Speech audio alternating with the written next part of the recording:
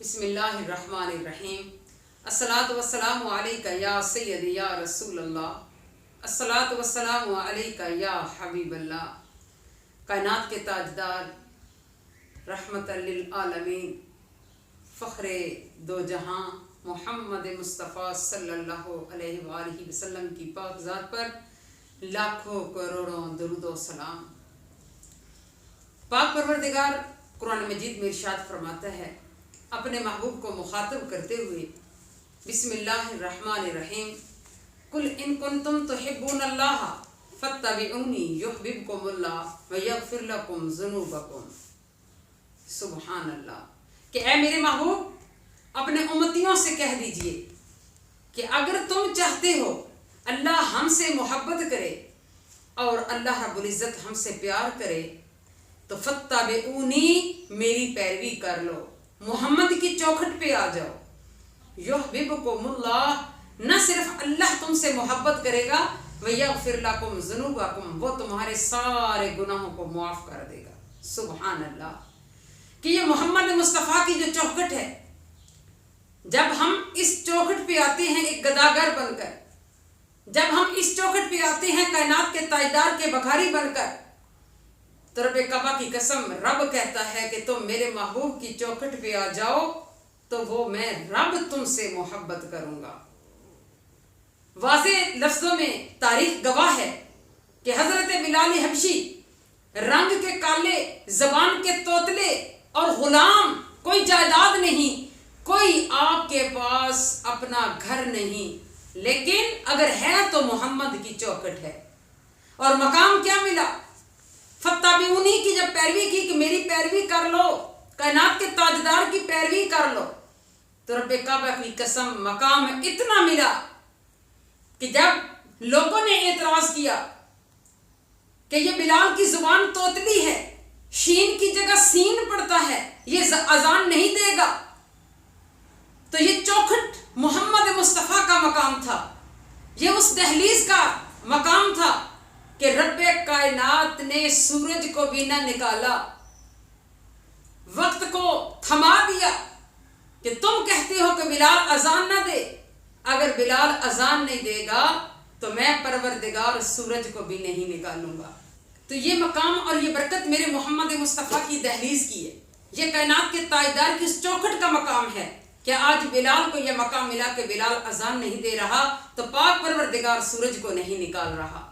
تو دوستو، جب کائنات کے تاجدار کی محبت کا صدقہ جب حضرت بلال نے اذان دی تو تب رب کائنات نے سورج کو نکالا۔ تو کائنات کے تاجدار رحمت عالم صلی اللہ علیہ وآلہ وسلم کی یہ چوکھٹ کا مقام ہے کہ فاتبعونی یحببکم اللہ، کہ اللہ رب العزت فرماتے ہیں کہ میرے محبوب بتا دو لوگوں کو، اگر تم چاہتے ہو کہ اللہ رب العزت تم سے محبت کرے، اللہ رب العزت تم سے پیار کرے اور تمہارے اگلے کام اور پچھلے کام سنوار دے، تو کیا کرو؟ تم میری چوکھٹ پہ آ جاؤ، میری باتوں کو مانو، اور وہ میرا محبوب جو تم کو عطا کرے، وما آتاکم الرسول، اور جو تم کو رسول عطا کرے، فخذ، تم پکڑ لو، وما نہاکم عنہ فانتہوا، اور جس کام سے تم کو روکے میرا محبوب تم باز آ جاؤ، تو نہ صرف میرا رب تم سے محبت کرے گا، وَيَسْتَغْفِرْ لَكُمْ ذُنُوبَكُمْ، وہ تمہارے اگلے پچھلے گناہوں کو معاف کر دے گا۔ کائنات کے تاجدار رحمت عالم صلی اللہ علیہ وآلہ وسلم کے مقام کا یہ صدقہ ہے،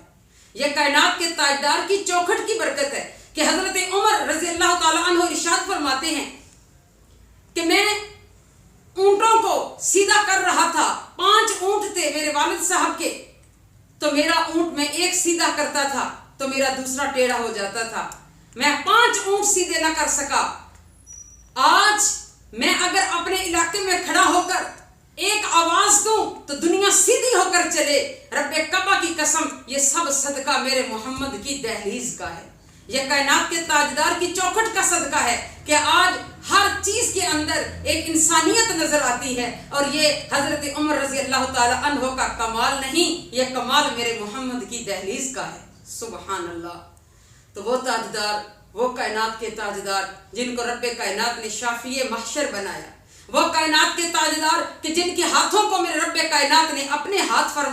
فرمایا کہ میرے محبوب یہ تیرے ہاتھ نہیں، یہ میرے ہاتھ ہیں، وَمَا رَمَيْتَ إِذْ رَمَيْتَ وَلَكِنَّ اللَّهَ رَمَىٰ، وہ محبوب کہ جس کا پھینکنا اللہ کا پھینکنا ہے، وہ کائنات کا تاجدار جس کو رب کائنات نے فرمایا کہ یہ میرا آئینہ ہے، جس نے مجھ کو دیکھا اس نے حق کو دیکھا، اس نے پاک پروردگار کو دیکھا۔